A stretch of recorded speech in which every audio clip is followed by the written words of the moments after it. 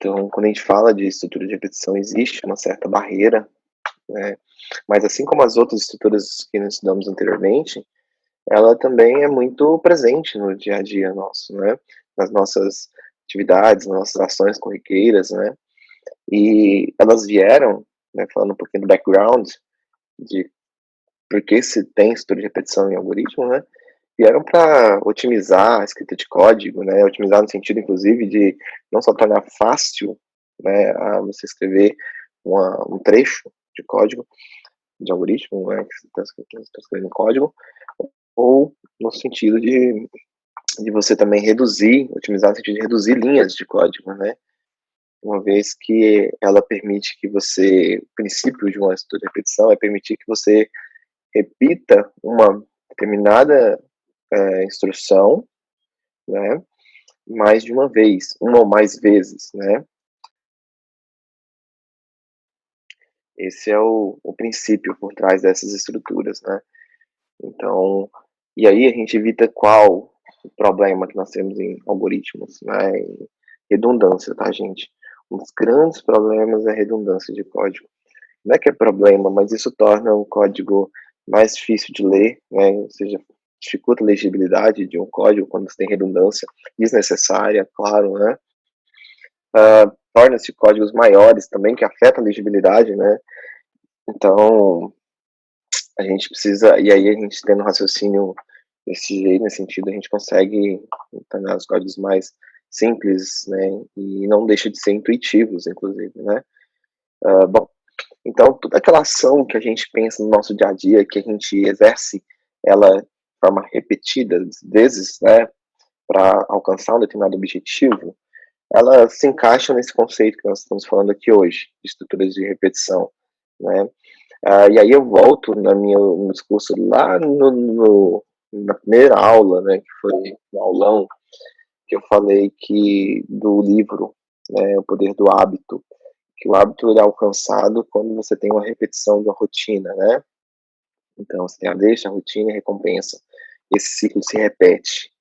Quando esse ciclo repete por várias vezes, você alcança um hábito, né.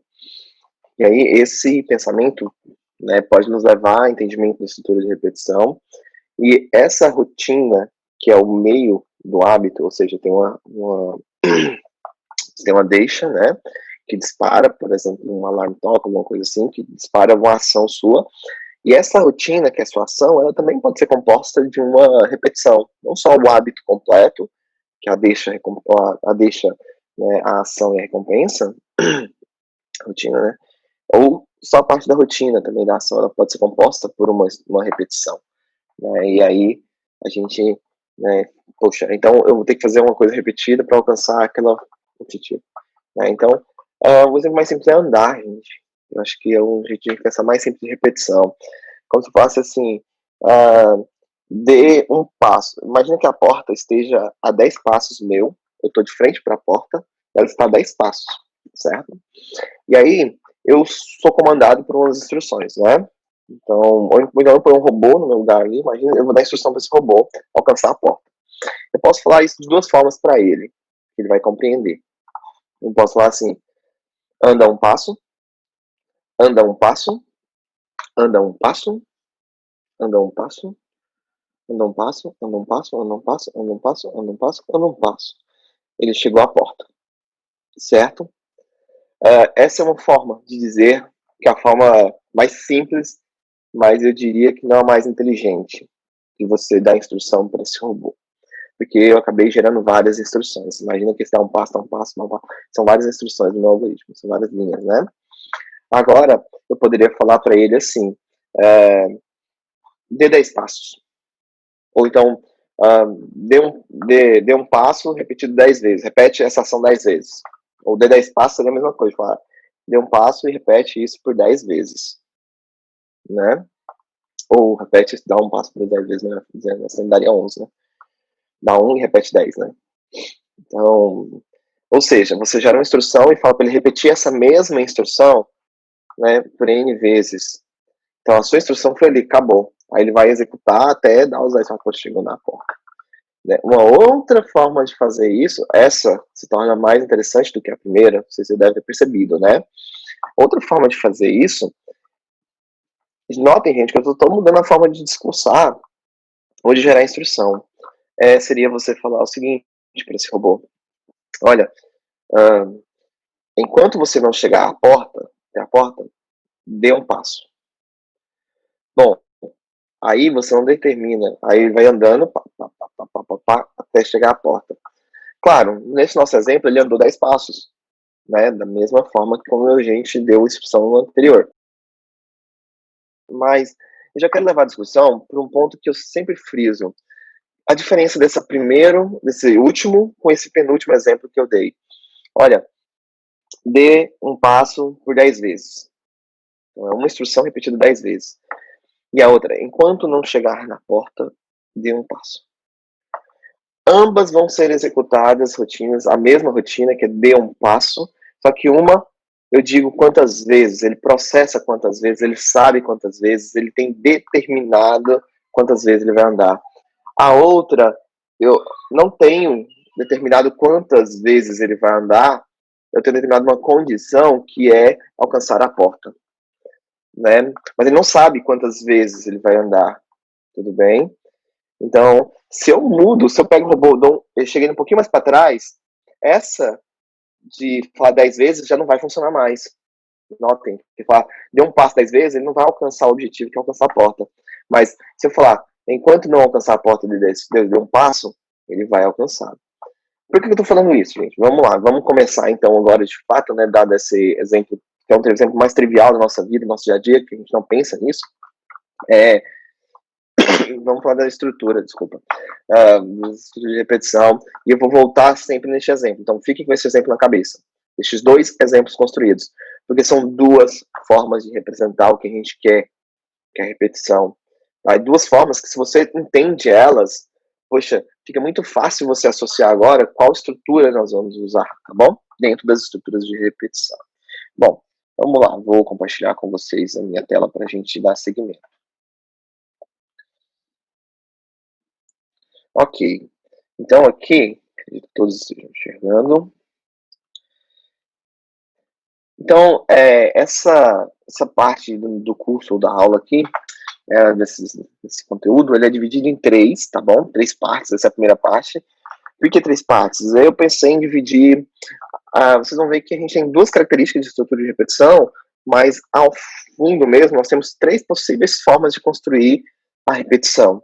Tá? Então, nessa primeira aula aqui, que é fundamental sobre repetição, eu vou falar um pouco mais sobre o conceito de repetição, sobre esse conceito se aplica em todas as estruturas, tá? Independente de quais sejam.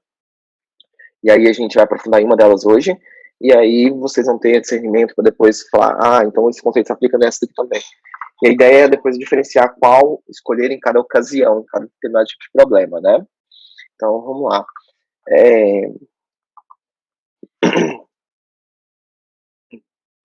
Vamos aqui.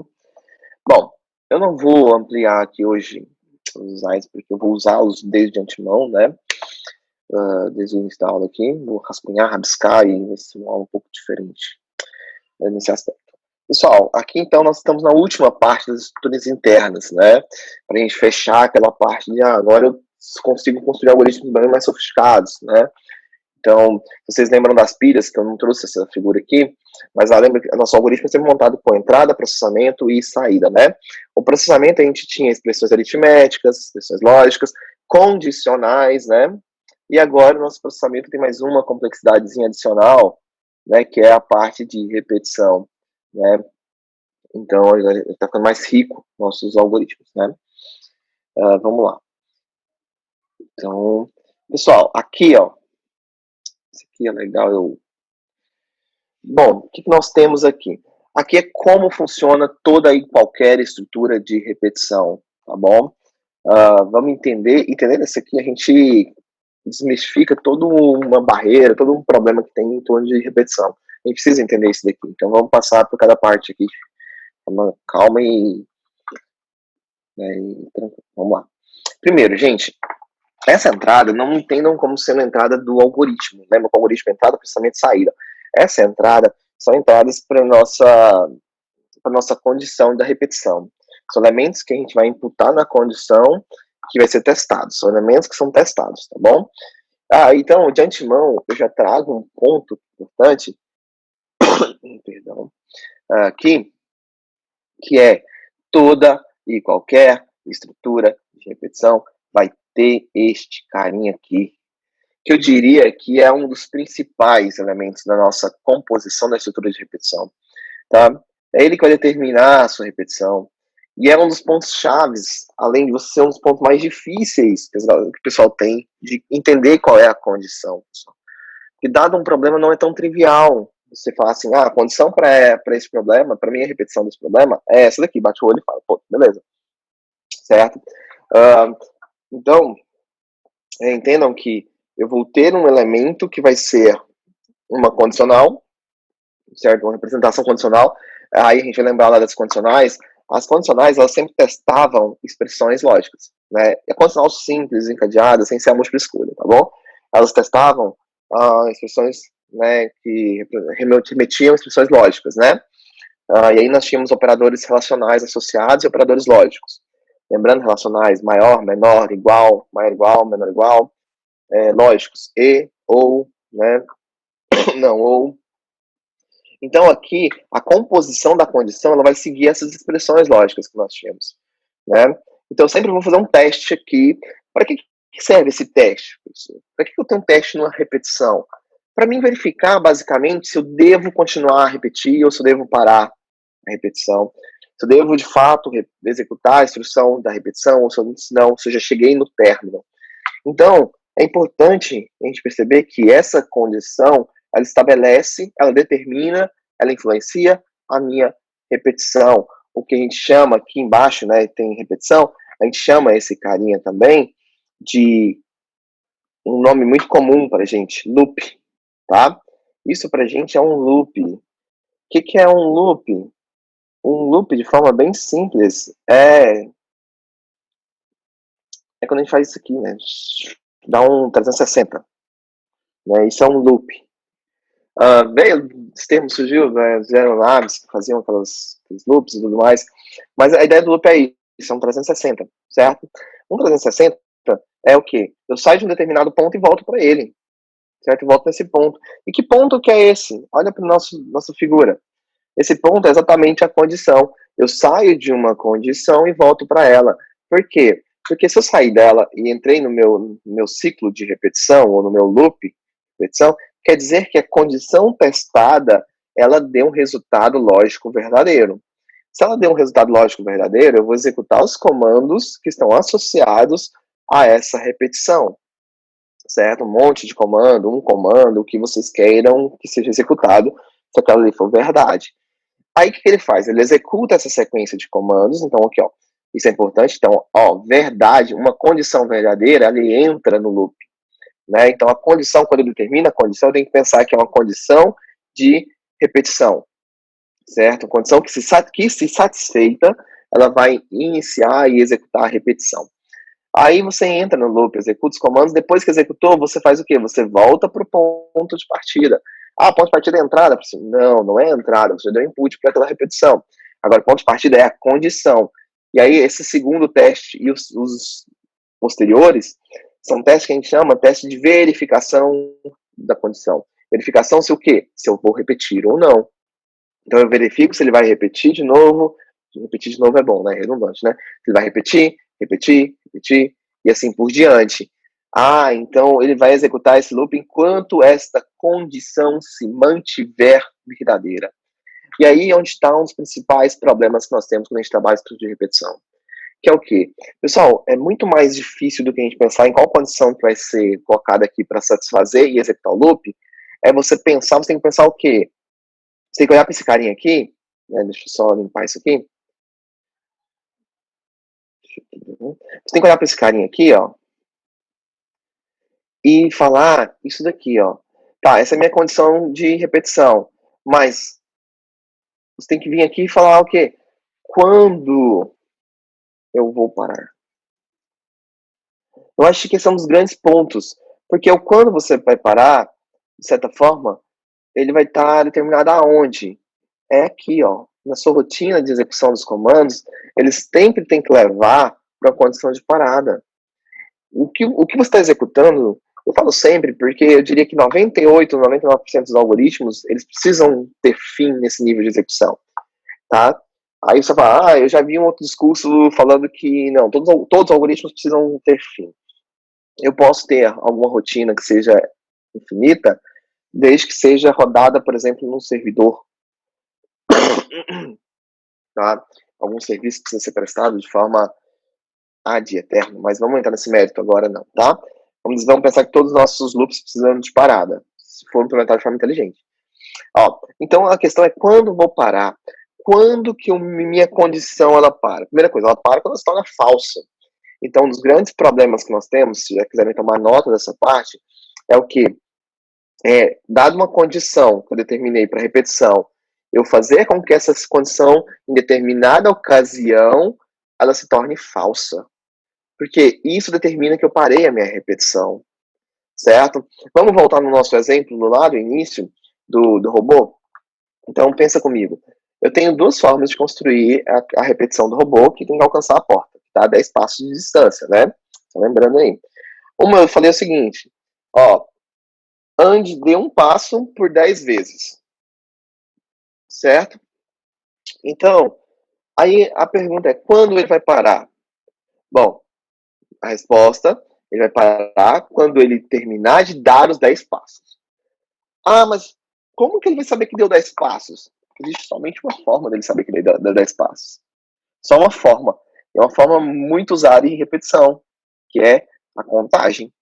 Ele não vai saber se deu 10 passos se ele não contar quantos passos ele está dando. Então, a cada passo, ele faz uma contagem, certo? É como se fosse contar nos dedos da mão mesmo. Um passo, 2 passos, 3 passos. E quando ele termina, quando ele para? Quando chega no contagem 10. Quando chega no 10º passo, vamos dizer assim, né? Na contagem 10, se ele partiu do 1, ele vai parar. Então, notem que esta é uma forma de compor. Mas qual que é a condição? Vamos de novo. Quando que ele para? Quando a contagem dele alcançar o limite de 10. Então, enquanto, vamos supor assim, enquanto não alcançou esse limite de 10, enquanto a contagem for menor que 10, por exemplo, ele vai executar o comando de dar um passo. Olha, de novo, enquanto a contagem, certo, for menor que 10, o que ele executa? A ação de dar um passo.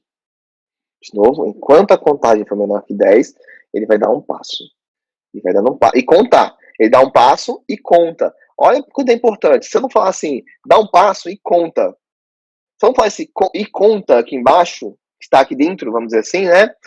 Ele vai dando passo sem contar. Ele fala assim, enquanto a contagem for menor que 10, dá um passo. Aí ele esquece de contar. Ele fala, será que eu dei 10 passos? Será que não? E vai dando passo. Vou dando passo, vou dando passo, vou dando passo. E nunca para. Isso é uma questão. Por quê, gente? Porque na hora de implementar a lógica da repetição, você não pensou em como o seu algoritmo alcança o estado de parada. Quando o seu algoritmo, principalmente estou falando da parte de repetição, claro, o algoritmo ele é composto por outra estrutura, mas como a parte de repetição alcança o estado de parada. Né? Ou seja, como a sua condição ela é testada e levada a uma situação de ser falsa. Tá? Esse é um dos grandes problemas que nós temos, tá? Em pensar em estrutura de repetição. E isso, aonde que eu trato isso nesse diagrama, professor? E essa questão é tratada aqui, nessa parte onde eu tenho, desculpa aqui, nessa parte onde eu tenho os comandos. Tá? Eu tenho que ter comandos que alterem os valores testados. Por exemplo, a contagem está sendo alterada, certo? Tudo bem? Isso é fundamental. Vamos para o nosso outro exemplo, usando o mesmo exemplo, mas usando uma outra forma de dar comando, né? Eu disse, enquanto não chegar à porta, dê um passo. Então aí eu vou ter que fazer uma verificação constante. Qual que é a verificação? A cada passo, o que ele precisa fazer? A cada passo, ele precisa verificar. A nossa condição aqui é o quê? Alcancei a porta? Certo? Ou melhor, não alcancei a porta, vamos dizer assim, né? Por quê? Porque, olha só, a sua repetição, qual que é o seu comando que repete? O seu comando que repete é dar um passo. E ele vai dar um passo quando? Enquanto o quê? Enquanto não alcançar a porta. Então, qualquer pergunta que você faz aqui, você não alcançou a porta? Ó, se for verdade, não alcancei a porta, então dá um passo. Não alcancei a porta, dá mais um passo. Não alcancei a porta, quando alcançar a porta, de fato, essa afirmação ela se torna falsa, tá bom? Ela se tornando falsa, você finaliza a execução e para de dar passos. Mas notem que eu mostrei duas formas de compor a nossa repetição, tudo bem? Aí, notem que uma, ele vai contando, ou seja, o robozinho pode fazer isso automático, ele consegue contar, certo? Qualquer máquina consegue fazer uma contagem, certo? Então, eu embuti nele um algoritmo de contagem, ele vai fazendo a contagem a cada passo. Então, a cada comando que ele dá, a cada execução ali desse comando que dá um passo, ele conta mais um, certo? Tá contando um passo. Aí, no outro formato, o que acontece? A cada execução, é como se perguntasse se alcançou a porta, a resposta viria para cá e é testada nessa condição. Sim ou não? Não. Sim, alcancei. Então, se alcançou a porta, ele sai. Se não alcançou a porta, ele entra. Mas aqui dentro tem uma instrução de fazer uma pergunta para ver se o estado de verificação de proximidade da porta, de alcançar a porta, foi alcançado, foi de fato obtido ou não, tá bom? Mas notem que os dois casos aqui dentro eu levo para a condição de parada. Eu preciso pensar na condição de parada, chegar na condição de parada. A condição aqui ela é estruturada voltada para repetição. De novo, se for verdade, repete. Mas aqui dentro eu tenho que pensar em forma que eu leve essa condição para parada, certo? Isso é crucial, senão a gente cai num loop infinito que fica executando isso aqui ad eterno. Bom, sem mais delongas, disse isso. Se a condição for falsa, ele vem e sai do loop, encerra este nosso loop e a saída não é a saída do algoritmo, é a saída da estrutura de repetição.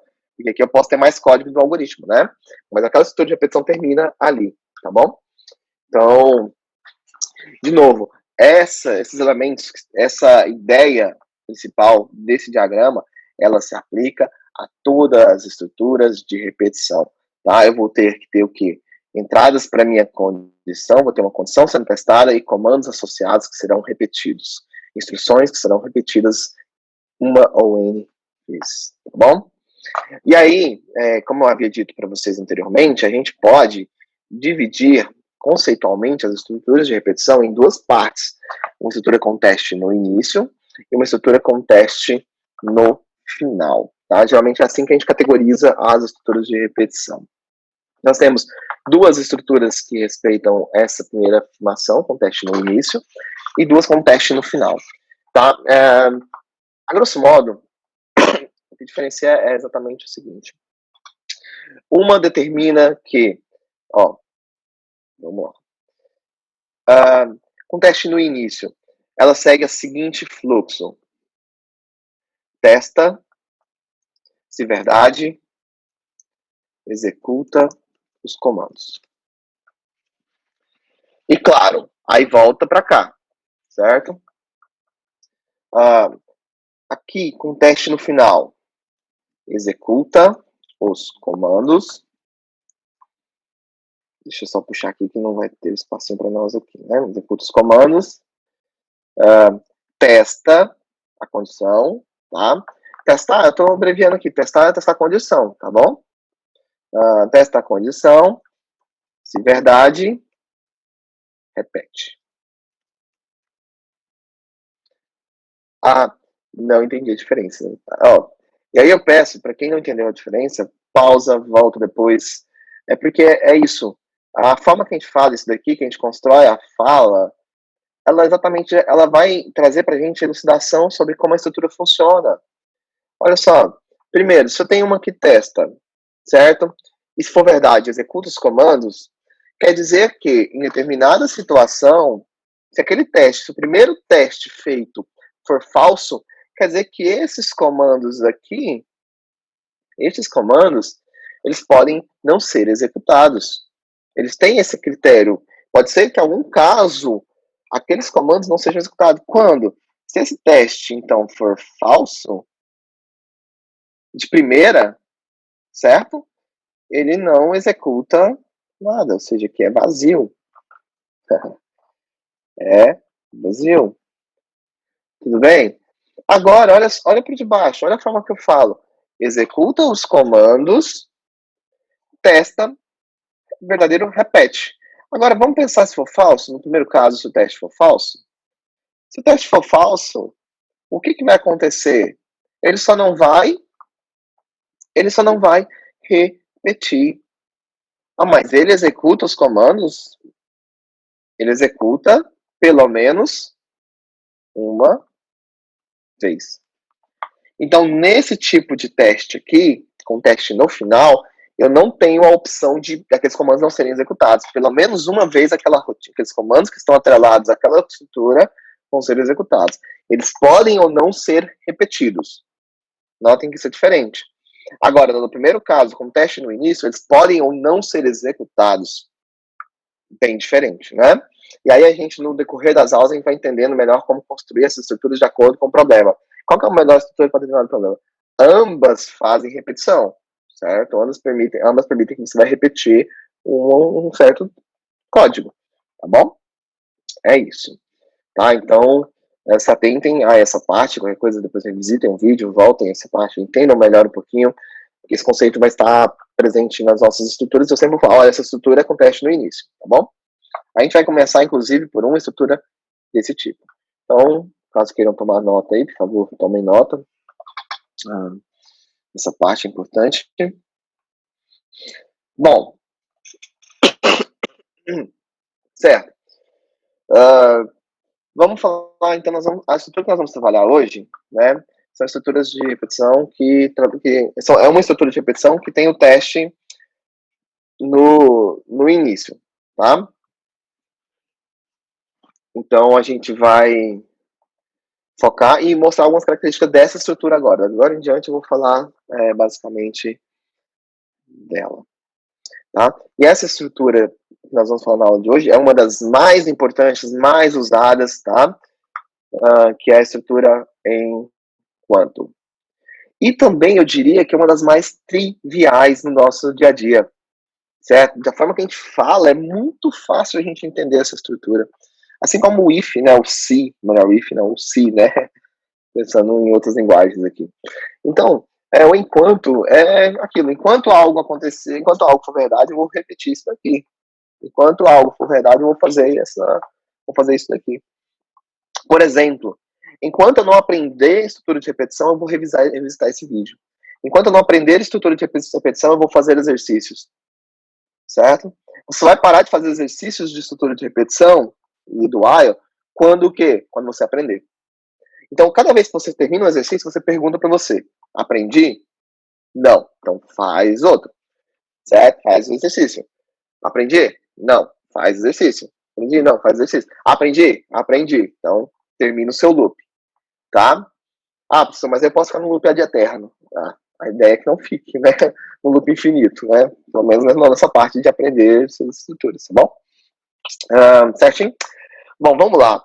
Então, enquanto a estrutura de repetição com teste no início, ele segue, então, aquele padrão de testa, se verdade, executa, tá bom? Se falso, não executa. Pode ser que não execute nenhuma vez, pode ser que não só repita. Vamos falar de algumas características dessa estrutura, né? Eu diria que é a mais simples, não estou menosprezando de forma alguma, mas a mais simples porque ela é mais próxima da maneira de pensar. Nossa, tá? Ela é amplamente usada, vou até pôr aqui, amplamente usada para casos de repetições. Eu vou usar um termo, né? Até falei com os meus alunos, que é um termo que eu uso, mas não é apropriado. Amplamente usada para casos de repetições não determinísticas. Aí você já vai me criticar, eu sei. O que é uma repetição determinística, uma repetição não determinística? Às vezes entender o que é uma determinística, né? É mais fácil do que a gente entender uma não determinística, então ajuda a entender uma não determinística, né? Mas vamos lá. Vamos voltar no robozinho? É o melhor exemplo para a gente conceituar, inclusive, isso. Determinística, dá 10 passos. Não determinística, enquanto não chegar na porta. Então determinismo, nesse caso, E, gente, por favor, eu sei que vão me criticar muito pelo uso desse termo, mas eu estou apropriando de um termo que na computação tem outros fins, outros conceitos, tá bom? Eu sei disso, da teoria da computação e tudo mais, mas eu estou apropriando esse termo por ser um termo que acho que qualifica um pouco melhor do que eu quero falar.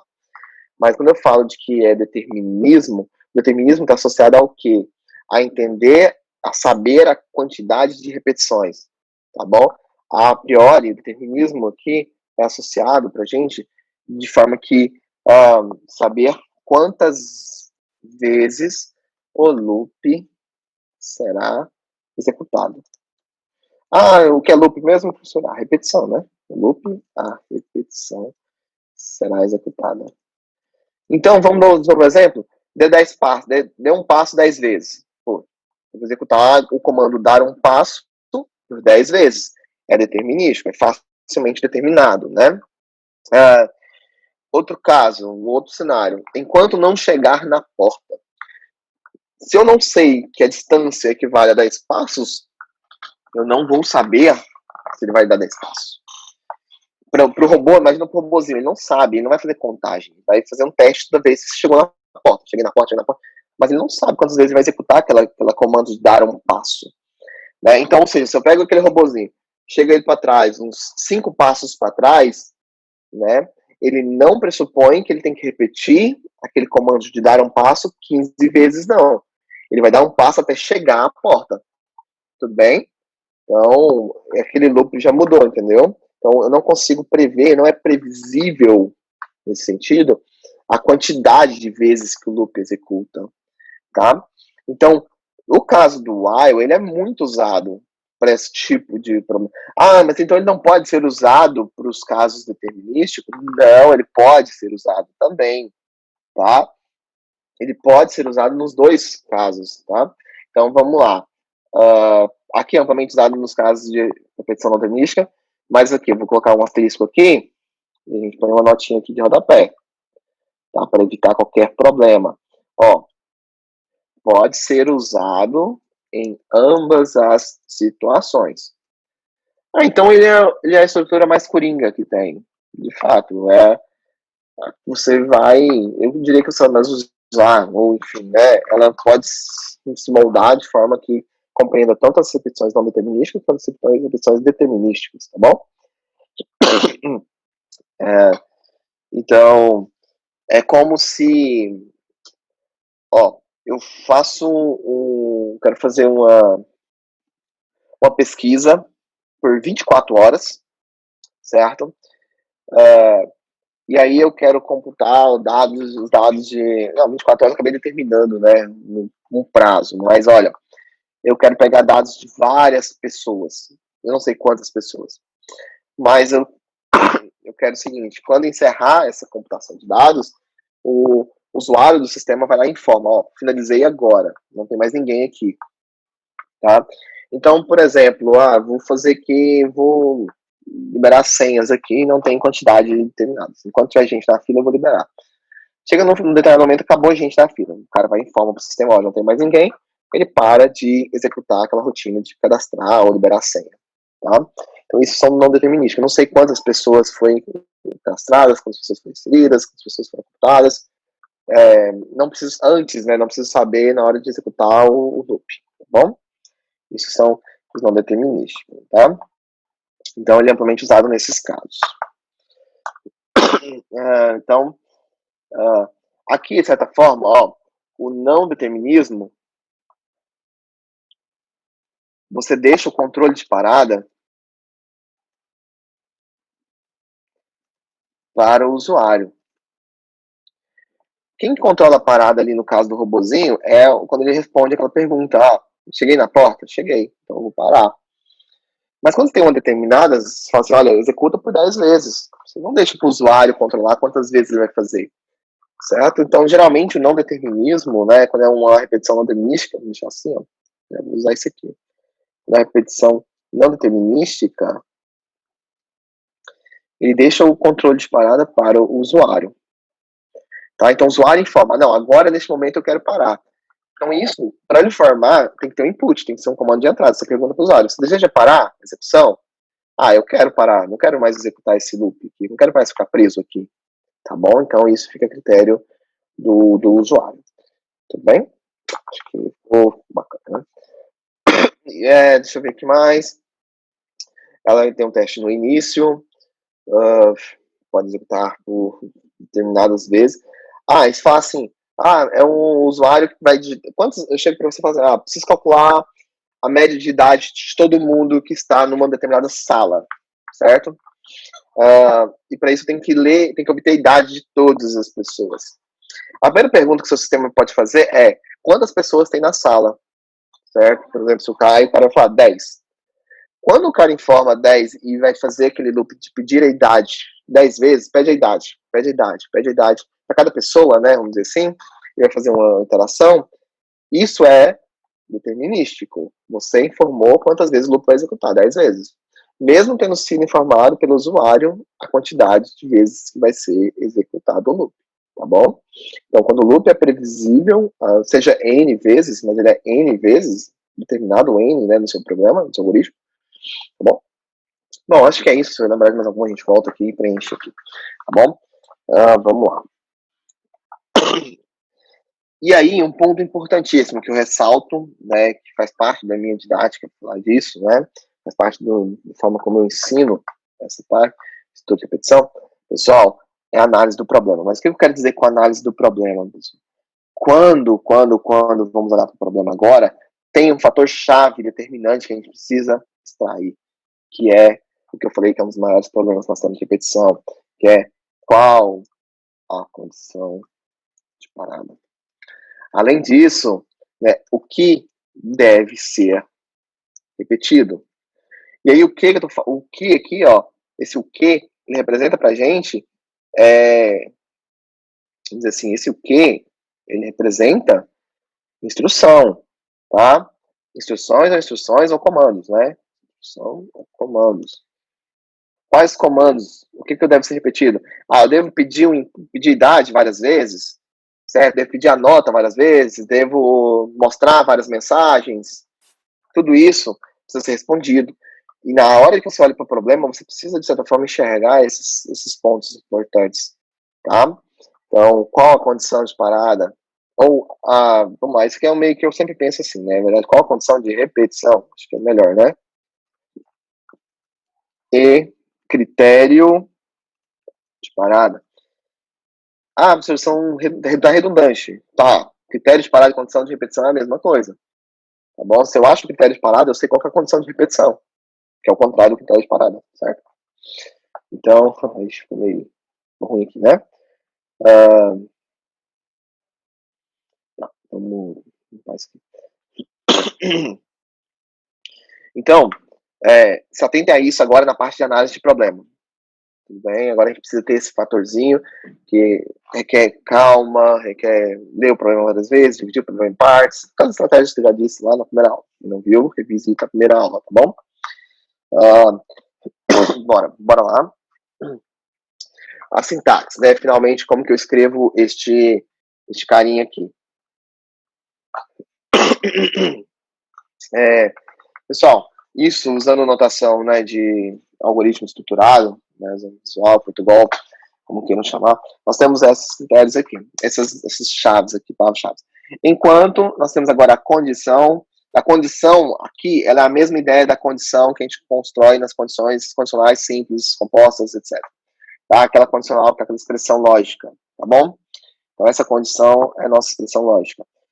Se n maior que 2, enquanto n maior que 2, enquanto nome diferente de X, enquanto senha for diferente de 1, 2, 3, faça, tá? Então nós temos aqui essa palavrinha, essa daqui só, e essa daqui. E nós temos uma sequência de comandos que vão ser executados associados a esta condição, tá? Sempre com for verdade, executa esses comandos. Terminou a repetição, fim enquanto, tá bom? Essa é a estrutura base dessa nossa repetição. Vamos pôr um exemplo prático aqui, né? Finalmente vamos pôr em prática todo esse conceito.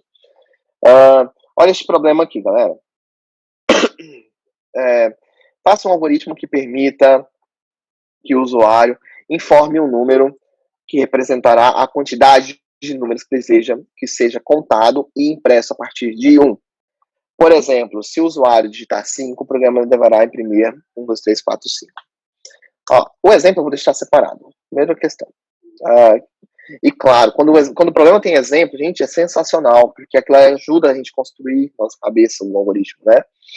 Bom, vamos lá, vamos por partes. Informe. Pessoal, informe, eu já disse para vocês, que faz parte das nossas palavras reservadas. Informe quer dizer que alguém tem que dar o input, alguém tem que fornecer os dados pro computador, né? Então aqui a gente vai ter um comando de entrada. O que eu tenho que pegar do usuário? Um número. O usuário tem que me passar um número. Dado que ele passou o número, certo? Eu tenho que fazer o quê?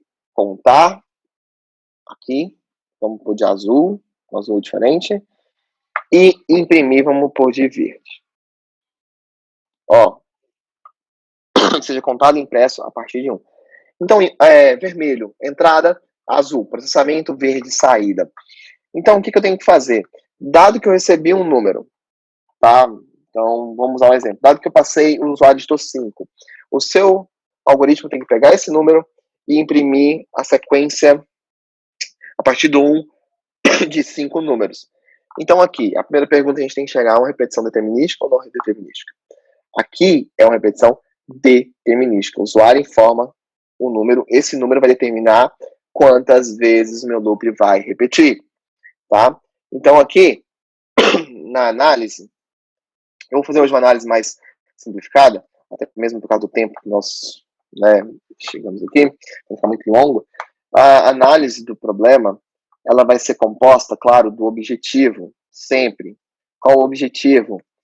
Ó, o objetivo do meu problema é imprimir N números a partir de 1. A partir do 1. Aí tá. Aí você pergunta, poxa, mas como que é recebido, como que o N é informado? Então entra a parte entrada, nós temos um número. E aí aqui eu vou associar esse número, que é um número N, que está associado ao seguinte. Então, se o usuário digita 3, vai imprimir 3 números a partir de 1. E vão imprimir esse número.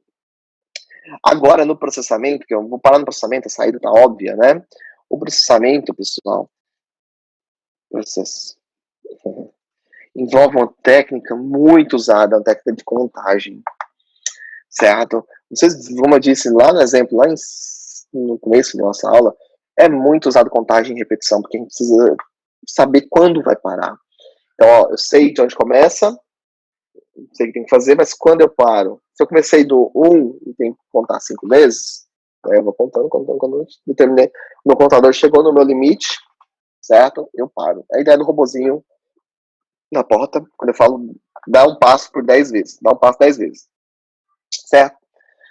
Então, o que nós temos um princípio de contagem aqui, tá? Então, se apeguem a isso principalmente, tá? Como a gente monta essa contagem, porque ela é usada em várias vezes, né? Perdão. Vamos construir nosso algoritmo de forma natural. Obter um número, certo? Enquanto, aí, ó, a gente pode fazer o quê? Determinar o início da contagem, iniciar contagem com 1, por exemplo. Então, ou seja, por exemplo, ele já começa a contar com 1, enquanto a contagem for menor que n, número n. Aqui a gente pode deixar assim, menor que n, ou menor que o número informado, tá? Enquanto a contagem for menor que n, o que a gente faz? Aqui é o pulo do gato da contagem, certo? O que é uma contagem, gente? Se eu tenho, igual vamos pegar no robô, ele quer dar 10 passos, dar um passo 10 vezes, tá? O que ele vai fazer? Dá um passo e conta. O que é contar, gente? Se eu dei um passo e vou contar, eu vou dizer, por exemplo, se eu dei um passo, né? Eu dei um e contei, agora eu dei um passo. Bom, eu verifico. Cheguei no limite? Não. Agora eu dei mais um passo. Cheguei no limite? Não. Agora eu dei mais um passo. Cheguei no limite? Não. Então, aqui, ó, a gente vai até fazer diferente, pegando o exemplo do robô, que fica melhor. Ó, vou iniciar a contagem com 0. Esse 0 dessa fonte é ótimo, né? Então, esse 0 parece um O, né? Ó, aqui, vamos mudar a fonte, né? Certo. Pessoal, inicia a contagem com 0. Porque quer dizer o quê? Que ele está parado. Tá? Que não, vamos pegar o exemplo do robô para esse caso aqui. Ele está parado, que ele não começou a contar, que ele não começou a imprimir, porque eu vou imprimir e vou contando, né? A ideia é essa, vai imprimir e vai contando. Vai imprimir todos os números. Então precisa imprimir e contar, imprimir e contar, imprimir e contar. Então o que ele vai fazer? Ó, então vamos lá. Eu quero imprimir a partir do 1. Então, o robozinho seria o quê? Anda e conta, né? Então, ó, anda um passo, ó, andei um passo. Depois eu vou contar. E o que quer dizer contar, pessoal? Se eu começo de um determinado ponto, que é 0, por exemplo, eu andei 1. O que seria? Como que eu obtenho esse 1? É 0 mais 1. Então, aqui, só puxando um adendo importante aqui, falando sobre o princípio da contagem, vamos lá.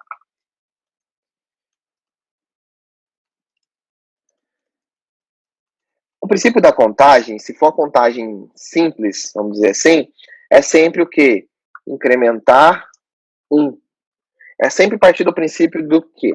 Que a gente vai contar de 1 em 1. É que nossa contagem é assim. Ah, não, mas eu tenho uma contagem de 2 em 2, tá? Essas são variações, tudo bem. Mas o princípio, faz um algoritmo que conta. Ele sempre conta de 1 em 1. Ele vai chegar no objetivo, mas sempre contando de 1 em 1. Então, incrementar. Ah, não é 1, é N. Então, você pode dizer que o seu princípio da contagem é incrementar N. Pode ser também, tá? Não tem problema. Mas esse é o princípio, incrementar. E o que quer dizer incrementar? Incrementar quer dizer somar, né? Incrementar pra gente é somar. Então, se eu tenho um determinado ponto, um determinado elemento no meu algoritmo que conta, eu vou fazer o quê? Ó, nesse caso aqui, para que isso continue executando, eu vou fazer incrementar 1 a contagem. E isso, pessoal, percebam que isso é exatamente aquele ponto que eu falei para vocês. Ó, eu tenho a minha condição, tá aqui, ó, contagem menor que n, essa é a minha condição de repetição e de parada.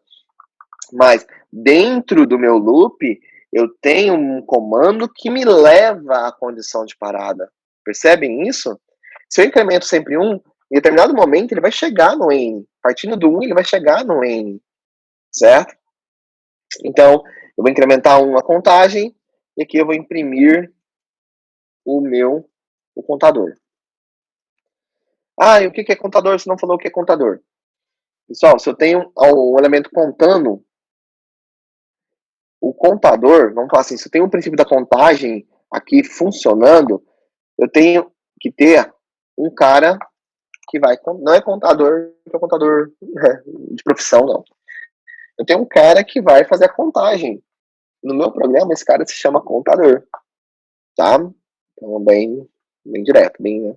Então, o contador é quem vai fazer a contagem. Então, eu vou aqui. Ah, então aqui, ó, eu poderia dizer, então, posso até mudar agora a forma de dizer, né? Incrementar 1 ao contador.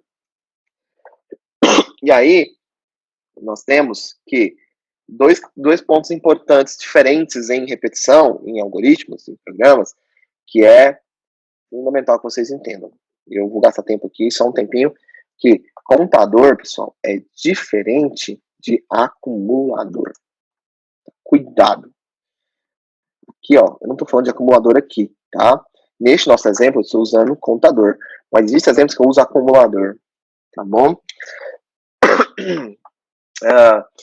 Por quê?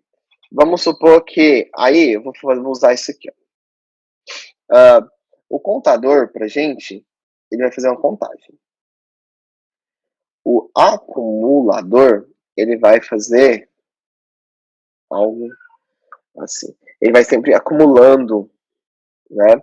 Ah, mas aí eu posso dizer que o contador, ele é um acumulador de 1. Ele é um acumulador que vai de 1 em 1, tá bom?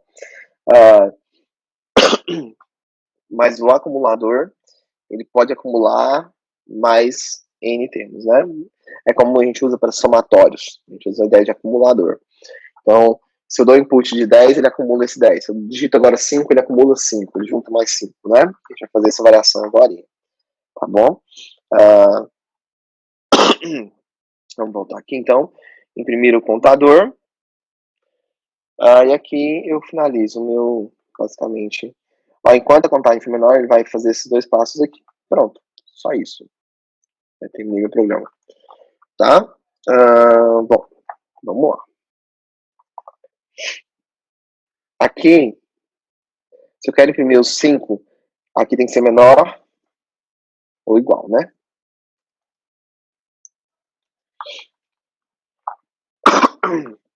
Porque vamos lá, se eu quero 5, quero que 5 seja impresso, né? Bom, então, deixa eu apagar essa parte aqui agora. Aqui só incrementando a nossa tabelinha, né, de sintaxe do Portugal. Então agora nós temos aqui a repetição, o enquanto, né, no início. Bom, vamos lá então. Pessoal, eu vou ter quais variáveis? Bom, eu vou ter uma variável que é o meu n, que é o número que o usuário vai digitar. Além disso, de antemão, eu tenho aquela carinha que conta. Se eu tenho um carinha que conta, meu carinha que conta agora no meu código estruturado, meu pseudo código, esse carinha é um contador. Vou chamar ele de conte, abreviando, né? Eu sou bem amigo dele, que é amigo íntimo, né? Vou chamar de conte. E aí, eu vou declará-los como inteiro, certo? Aqui, a primeira coisa que eu vou fazer no meu programa é pedir para o usuário digitar um n, informe um número, certo?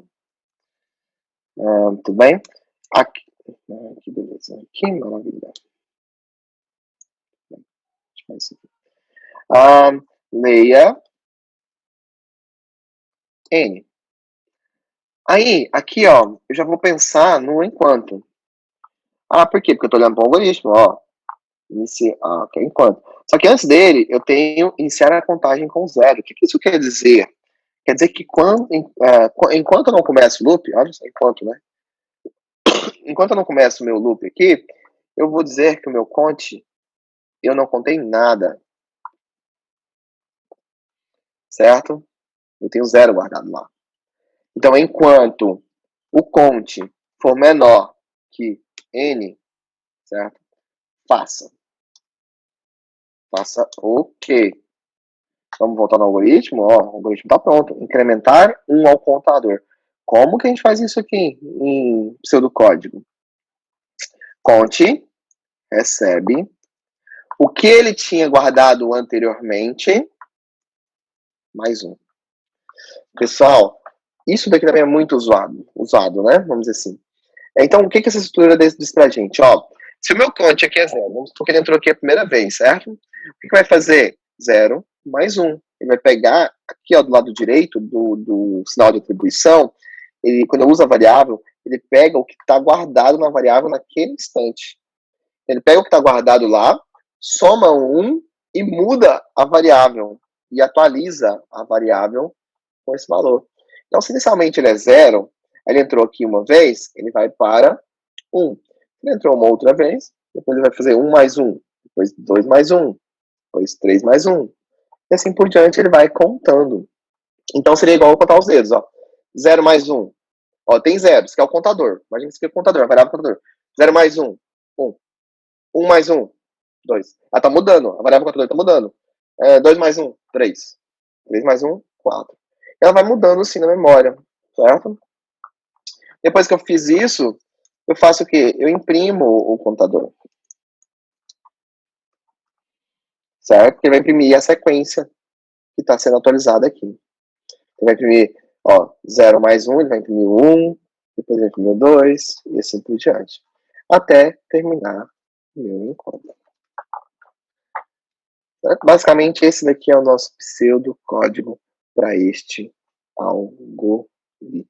Então, lembrando, a entrada, processamento, que é essa parte aqui agora que envolve a repetição, e a saída. Então, ó, se não ficou claro o comportamento do conte, aqui dentro, o que está acontecendo rapidamente para vocês entenderem, tá? Como eu não estou executando esse programa, talvez fique difícil vocês visualizarem, mas olha só. Eu acho que não é tão difícil assim. Vamos pegar essa parte aqui, ó, e jogar ela para cá. Pessoal, olha só, aqui eu tenho a variável conte, certo? E eu tenho, do meu lado, a variável n. Eu estou fazendo uma coisa que a gente chama de teste de mesa, que eu recomendo sempre vocês fazerem, mesmo tendo a possibilidade de executar o código, eu sempre faço isso aqui. Vamos executar aqui, ó. Vamos supor que o usuário digitou para o n digitou o valor 5. Então, quando chegou aqui, ó, leia N, eu digitei 5, certo? Aí, vamos um pouquinho na frente, ó, saída. Tudo bem? Aqui, o usuário digitou 5. O que eu faço com este conte aqui? O conte, ele recebe, ó, nessa linha aqui, ele recebe 0. Então, conte é 0. Ok? Estão acompanhando comigo aí. O conte é 0. O N é 5. Tenho saída? Não tenho saída ainda. Não imprimiu nada. Vamos continuar. Enquanto o conte menor que N, faça. Ó, 0 é menor que 5? Sim. 0 é menor que 5. Conte recebe conte mais 1. Então, agora o conte vai mudar. Quanto vai valer conte? Conte vai valer conte mais 1. Mas o quanto que era conte? Conte era 0. 0 é 0 e 0 mais 1, então conte vai valer 1. Certo? Conte vale 1. Qual que é agora, ó, escreva conte. Então nós temos a saída. Vai escrever o quê? 1. Aí ele vem, ó, aí volta a fazer a pergunta. Volta para cá, volta para o ponto de partida. Lembra do nosso loop? Nosso ciclo lá, 360? 1 é menor que 5? Sim, 1 é menor que 5, né? Conte recebe conte mais 1. Então, conte recebe conte mais 1. Quanto que vale conte aqui? 1. 1 mais 1? Então, vale 2. Certo? O que ele vai fazer? Vai imprimir o 2. E aí vocês já entenderam, né? Que ele vai fazendo isso daqui. Aqui também. Até chegar, ó. Desculpa, né? Ó, eu cometi um equívoco aqui, ó. É menor ou igual. Ó, ele vai fazendo isso aqui, então, agora sim. Tá? Deixa eu clicar aqui fora. Certo, vamos aqui. Agora, ó, ele vai fazendo isso aqui, ó, até o quê? Até o 5. Vamos supor que o conte foi 4 mais 1, 5, né? 5 é menor ou igual a 5? Sim, ele vem, imprime o 5. Ou melhor, ele imprime o 5 antes de fazer a pergunta, né? Ele faz a pergunta e vai, ó. Aí vem aqui para o 6. 5 mais 1, 6. Né? Aí, olha só. Aí ele vem e pergunta: 6 é menor ou igual a 5? Não, 6 não é menor ou igual a 5. Ele vai sair do nosso loop. Aqui, esse algoritmo, eu percebi uma falha aqui, tá? Que a gente vai precisar, vocês verem, a ordem aqui alterou o nosso comportamento aqui, ó. Do jeito que tá, ele está imprimindo o 6. O que a gente vai precisar fazer para o nosso algoritmo não imprimir o 6? Vamos lá. Eu vou vir aqui, acompanhe. Eu vou alterar meu conte, vou inicializar ele com 1 e vou alterar a ordem aqui. Vou primeiro imprimir o conte e depois contá-lo. Fazendo simplesmente isso, agora aqui, ó, eu mudo na hora de testar, porque aqui, vocês perceberam, ele imprimiu 6. Ele imprimiu 6, tá? Que eu não queria. Ia dar ruim, né? Então, o que acontece agora? Agora, cadê? Aqui. O meu conte, ele começa do 1, certo? E vai imprimir só até o 5. Agora sim, tá ok, tudo bem? Então, só uma observação ali, que realmente daria errado daquele jeito que tá lá. A solução seria mudar para esse formato aqui, tá bom? Isso porque eu não quero que imprima o 0, tá bom? Eu quero que imprima a partir do 1. Então, por isso que eu inicializei ele com 1, tá bom? Bom, certinho? Vamos lá, vamos prosseguindo aqui. Aí, olha só.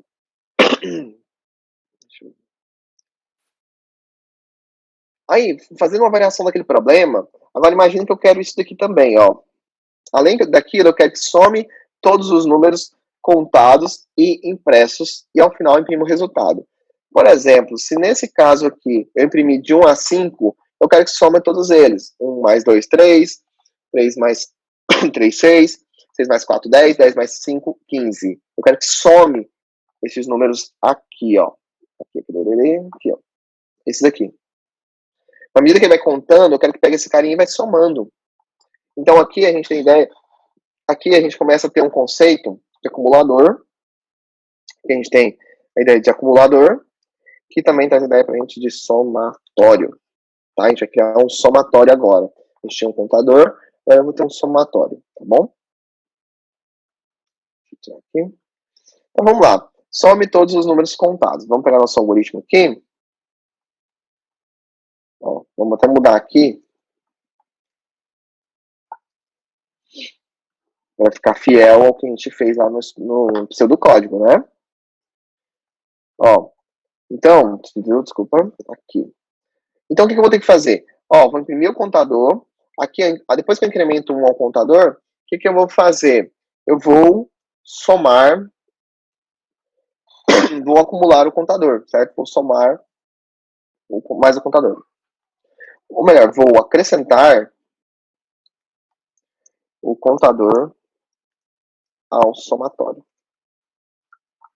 Então, sempre vou fazer, vou acrescentando o contador, acrescentando o contador, acrescentando o contador, certo? Depois que eu terminar agora, o que eu vou fazer? Depois que eu terminei o loop, eu vou escrever, vou imprimir o somatório. Então, vocês entenderam o que eu quero, né? Ó, eu quero que, dado que ele vai contando, eu quero somar esses números que estão sendo contados. Então, aqui, eu gostaria de somar 1, mais 2, mais 3, mais 4, mais 5. Se ele digitar 100, vai somar de 1 até 100. E assim por diante. Então, vamos lá. Então, como seria nosso algoritmo aqui, pseudo-algoritmo? Sempre indo para frente, né? Ó, eu disse que eu vou mudar aqui dentro. Então, agora, sempre que eu tiver somatório, eu vou ter uma variável para fazer a acumulação dessa soma, para guardar o resultado da soma. Vou chamar ela de soma. E assim como o contador, eu vou dizer que antes de iniciar a soma, eu não tenho nada. A soma ela equivale a 0. Certo? A minha soma ela é 0. Porque quando que eu começo a somar? Quando eu começo a contar. Então, se eu começo a somar quando eu conto, antes de contar, eu não tenho nada guardado ali. Então, eu falo, olha, tem zeros no meu resultado. E na medida que eu vou somando, o que eu vou fazendo? Ó, esse é o princípio de soma. Pega o resultado anterior e acrescenta o que você quer a soma. Então, pega o resultado anterior e acrescenta o que eu quero. Nesse caso, o contador. Pessoal, aqui, para ficar também fiel e ele não acrescentar o 6, eu vou fazer isso antes aqui. Aí, como neste exercício ele quer contar a partir do 1, a minha soma ela pode considerar 0 mais conte, né? Seria 0 mais conte, que seria o próprio contador. Então, se o contador vale 1, a minha soma vale inicialmente 1, antes de começar a somar. Tá? Ele está somando esse contador aqui. Tudo bem? Deixa eu ver aqui. Ok. Não, eu vou deixar. A soma pode estar com 0, que ele vai somar aqui. Tudo bem. Foi para 1, 2, 3, tá ok. Vamos manter a soma 0. Soma 0 que a gente vai somar o contador 1 na primeira interação, tá? E aí, ó, terminei aqui. Desculpa, terminei aqui, ó. Eu venho e escreva a soma. Certo? Escreva a soma. E então vai imprimir o resultado da soma. Vamos fazer nosso testezinho aqui de mesa. Para a gente fazer a verificação. Está ok. Ó, então, nosso teste de mesa. Quais variáveis eu tenho? Eu tenho um N, vamos por ordem aqui, conte, soma, certo? Vamos lá, vamos supor para o N5. Ó, o meu conte, vamos seguir a sequência. O conte, nós estamos agora aqui, né? Aqui. Conte vale 1. Então, aqui, ó, venho e coloco 1 no meu conte. A soma, 0. Certo? Bom, vamos continuar, né? Então, aqui, eu estou aqui. Agora, enquanto conte menor ou igual a n, vamos ver? 1 é menor ou igual a 5? Sim. Então, nosso conte, eu escrevo conte, então a saída vai imprimir 1, né? Soma, recebe, soma mais conte. Então, soma vai ser 0 Ou seja, soma recebe soma mais conte. O que quer dizer isso? Quanto que vale soma? Soma, nesse momento, a soma é 0. E o conte? Conte 1. Olha para a linha de cima, tá, gente? Sempre olhando para a linha de cima. 0 mais 1, a soma então passa a ser 1. Vamos lá? Aí o conte muda, né? O conte vai para 2. Certo? Tá aqui, o conte recebe conte mais 1. Aí volta. Ele escreve o conte, faz soma, recebe soma mais 1. Então, mais uma vez, a soma mais conte, quer dizer, quanto que é soma? Olha para a linha de cima. Soma vale 1. E conte? Conte 2. 1 mais 2, 3. E o conte passa a ser 3. Porque conte mais 1, né? Então, pessoal, ó, vamos lá. Soma vai ser os dois de cima, 6. Conte vai para 4, certo? Soma os dois de cima, 10. Conte vai para 5. E por fim, ó, 5. 5 é menor ou igual a n? Sim, né? Ele vem, escreve o 5 na saída, né? Tá aqui, ó. A soma, ela muda, certo? O contador passa a ser 6. Por que ele passa a ser 6, gente? Esse 6, lembra que eu falei que é o que vai levar para... Oh, Jesus Christ. Peraí. É o que... Enfim, deixa assim, né? É o que leva para a condição de parada. 6 é menor ou igual a 5? Não. Então ele não imprime o 6 e não incrementa o 6 na soma. Aí terminou, quem que ele vai imprimir? Ele imprime soma. Qual que é a soma? O final da soma é 15. Então ele imprimiu de 1 a 5, que é o contador, e no final ele imprime o resultado da soma, que é 15. Este é o princípio de somatório. Sempre pega o resultado anterior e soma. Detalhe, gente, rapidão para a gente fechar essa parte aqui. Notem que a construção ela é muito parecida. Lembra que eu falei de contador e acumulador? Contador, a gente está usando 1 como referência, contando 1. O acumulador, a gente acumula, mas a gente acumula um N. Esse N, no meu caso, é conte, não é? Ah, professor, mas o seu se chama soma aqui. Só o nome que é diferente, tá? Enfim. Mas nota que aqui, ó, é o mesmo princípio, ó. Variável recebe a própria variável mais o quê? Se for contador, mais 1. Se for somatório, mais alguma coisa que eu quero somar aqui. Qualquer coisa que eu quero somar, tá bom? Então, isso aqui vai ser qualquer coisa que eu quero somar. Um X qualquer, tá bom? Inclusive, PA, construção de progressão aritmética, somatórios de PA, ela é construída usando essa ideia de... Em algoritmos, é construída usando essa ideia de somatório, tá bom? Ok. Então, nosso último exercício.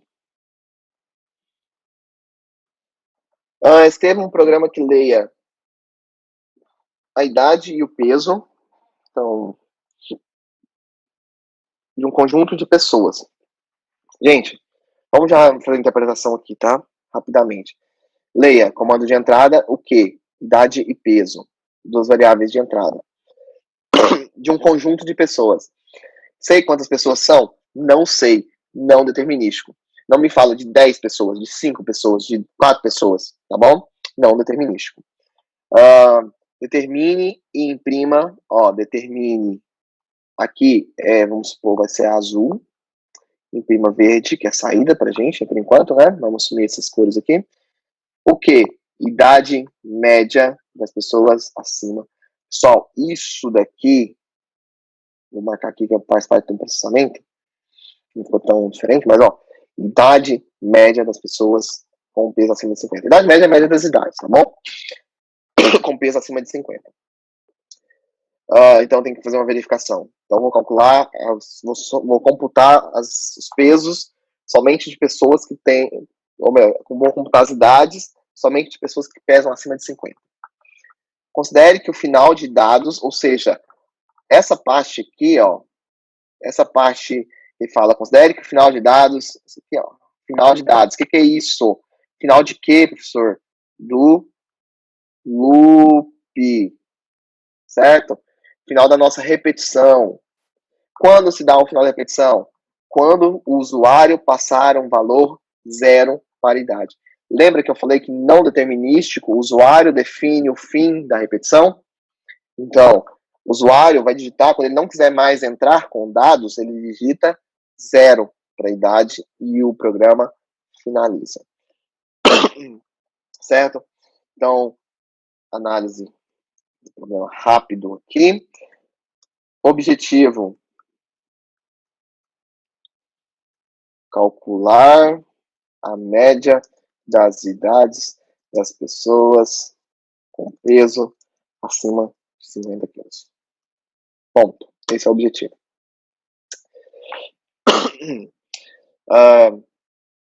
Entrada. Você vai ter idade e peso de várias pessoas, de N pessoas. E a parte de processamento é a parte mais interessante desse algoritmo aqui, né? A maioria dos algoritmos, na verdade, né? O que você tem que fazer, gente? Você vai ter um loop, certo? Ó, então você vai ter que fazer o quê? Receber idade e peso até o usuário, enquanto o usuário não digitar 0 para idade. Certo? Se ele digitar 0, você finaliza. Ok, enquanto ele não digitar 0 para a idade. Aqui, além disso, o que você tem que fazer? Somar média. Média é o que, gente? Média é soma sobre quantidade. É acumulador sobre contador. Média é isso, né? Então, usando o que a gente falou anteriormente, média, pra gente agora, fica fácil, é acumulador sobre contador. Acumulador é o nosso somatório. Como a gente já sabe somar e contar, bom, esse exercício é fácil. Eu vou precisar, dentro do meu loop, eu vou precisar somar e contar quantas pessoas estão ali para me calcular a média. Então, ó, as idades. Então, se peso maior que 50, o que eu faço? Somar as idades e contar. Certo?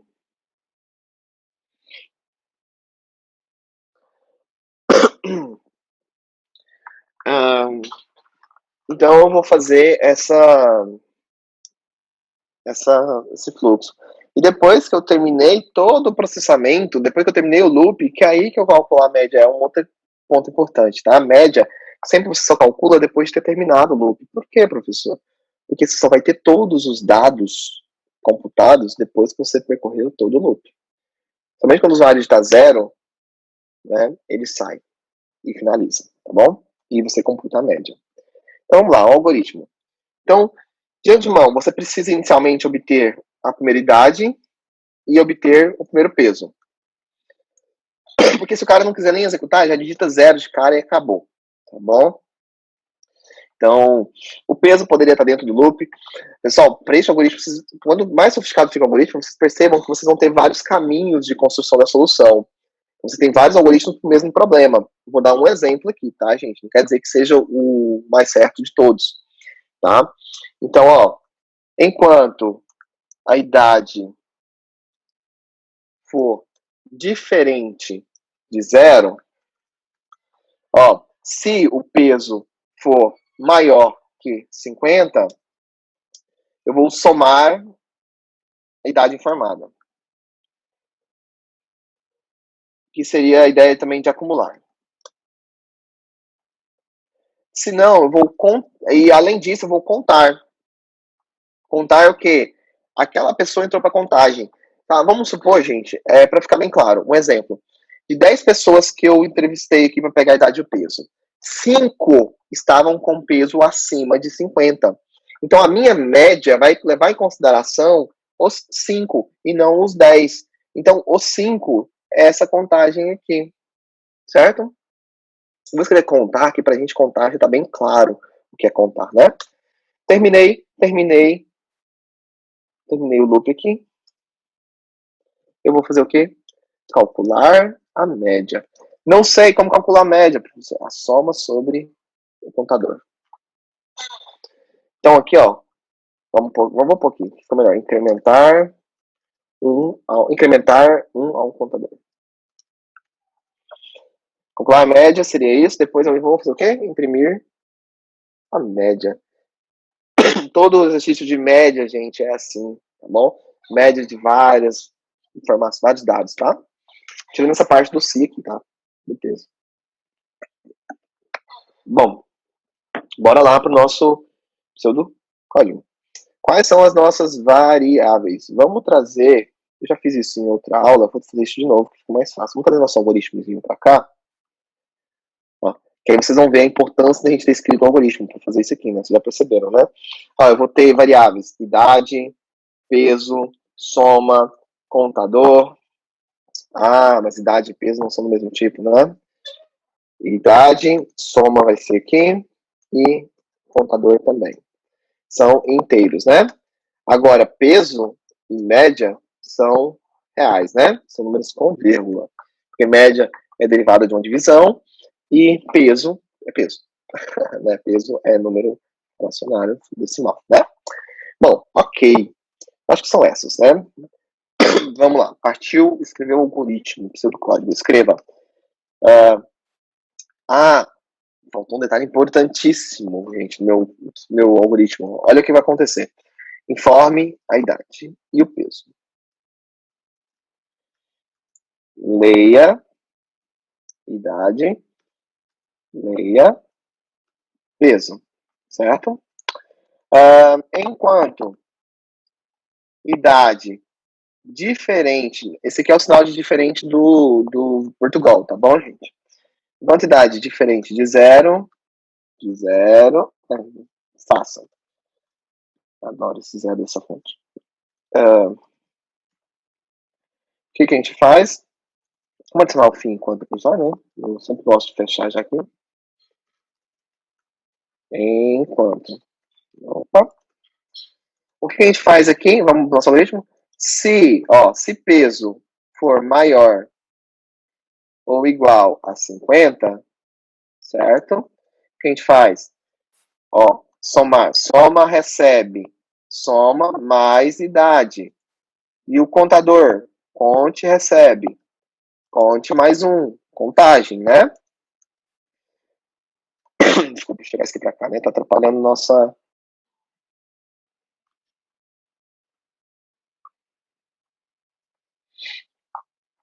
Aqui eu finalizo, é uma condicional simples, né? C. E aqui eu finalizei o meu enquanto. Ó, e venho aqui embaixo e calculo a média. Média recebe. Soma sobre conte. Escreva a média. Primeiro, gente, é importante vocês entenderem isso. A média só é calculada depois que eu terminei o loop. Porque eu vou computar todos os dados no loop. Pessoal, pensem. Aqui nós temos um problema, tá? Tá aqui o meu algoritmo. Fiel, né? Vou tirar ele daqui. Só que eu vou ter que refazer esse algoritmo. Por quê? Olha o que acontece no nosso teste de mesa.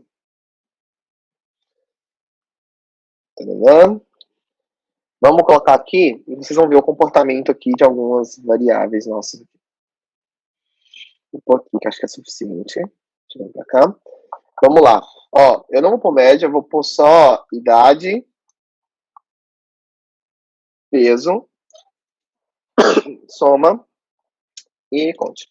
Mas aqui, de duas interações, vocês já vão perceber o problema. Imagina que eu digitei, vai lá, começou, né? Ele pergunta, informa a idade e o peso. Eu vou digitar a idade aqui, ok, 18.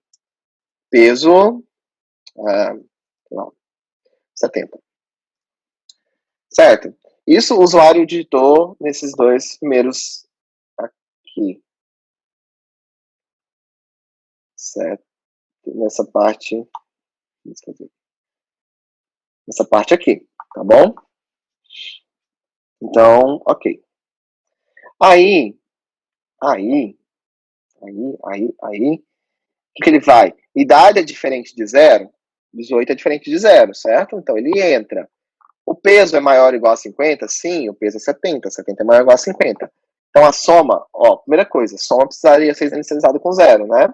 Então soma, a gente tem que voltar aqui, ó. Primeira coisa então que a gente identificou. Soma recebe zero. Calma aí, gente, vai dar certo. Soma recebe zero. E de antemão, o contador tem o mesmo problema. O contador também precisa começar a contagem com zero. Pessoal, isso é importante por quê? Porque fica fiel. Você diz o que? Naquele momento você diz que ali eu não tenho nenhuma soma e nenhum contador. Eu não contei nada e não somei nada. Então tudo zero.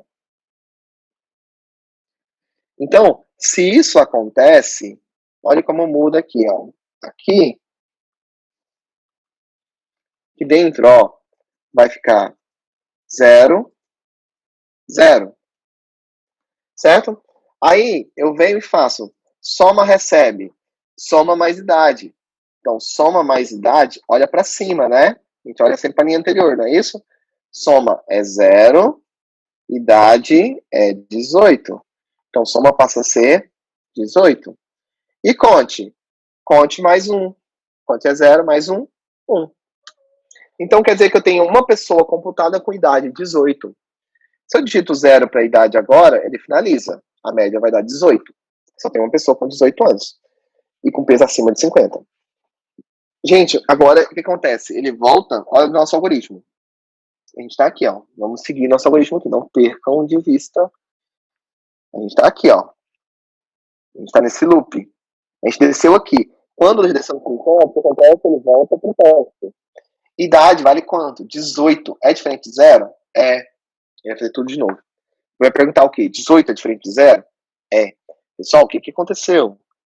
Nós temos um loop infinito nesse nosso algoritmo. Aí por quê? Porque eu não levei a condição de parada. Não tô levando a condição de parada. E qual que é a condição de parada? A idade ser diferente, ser 0. E como que eu levo a condição de parada? Eu preciso modificar a idade. Então, nesse caso, eu preciso perguntar nova idade. A minha condição de parada está diretamente ligada a essa pergunta da nova idade. Então, ao terminar esse se, eu preciso ir lá e perguntar, digite outra idade ou 0 para sair, tá bom? E aí a gente vai ler o peso. Então, ó, vamos modificar esse algoritmo de forma que fique melhor dos dois sentidos. Primeiro, eu vou tirar o peso daqui e vou colocar o peso aqui dentro. Por quê? Porque eu só vou digitar o peso se a idade não for 0. Ponto. Tá bom?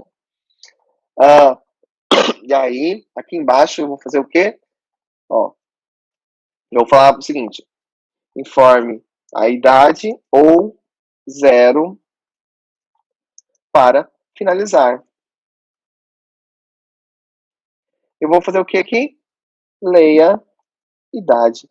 Pessoal, deixa eu apagar aqui para ficar mais fácil vocês verem. Essa parte do código aqui, que eu modifiquei, vamos lá, eu modifiquei isso e agora eu vou explicar por que eu fiz isso.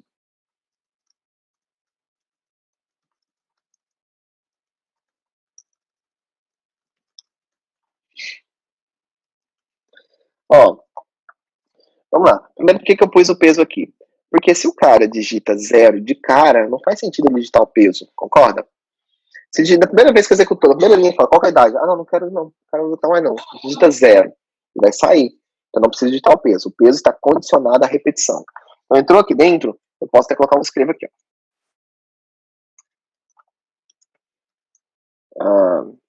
ó. Informe o peso. O que está em negrito, gente, porque eu modifiquei na última versão. Então, informe o peso, leia peso, se peso maior ou igual a 50, soma, não sei o quê. E agora, essa parte aqui é a parte crucial que me faz levar à condição de parada. Porque eu mudo a idade, agora eu estou mudando. Se a idade nunca muda, isso que foi verdade, concorda que é eternamente verdade, se nunca muda? Então eu preciso mudar a idade. Como que eu mudo? O usuário digitando nova idade. Como esse algoritmo, essa parte de repetição é não determinística, quem define quantas vezes vai repetir aquilo ali é o usuário. Ele vai digitando, digitando, digitando até digitar 0 aqui e o algoritmo para. Então, vocês perceberam que é um erro muito grave, muito comum, que sempre a gente precisa se ater à condição de parada. Tudo bem? O que leva à condição de parada. Ou seja, o que me leva à condição de parada? Mudar a idade, perguntar a nova idade. Certo? Isso é importantíssimo. Tudo bem?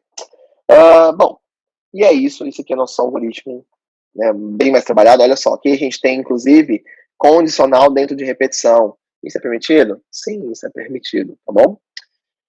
E aí as partes aqui, vocês já sabem onde está a saída, processamento e entrada. Né? Isso já estão craques. Certo? Ok. Parte de exercício, então, esse nosso último exercício. E a mensagem de praxe, para a gente terminar. Se você quer que sua vida seja diferente, precisa estar disposto a fazer algo diferente. É um trecho tirado do livro O Milagre da Manhã, tá? De Hal Elrod. Tá? Um livro muito bom, recomendo a leitura.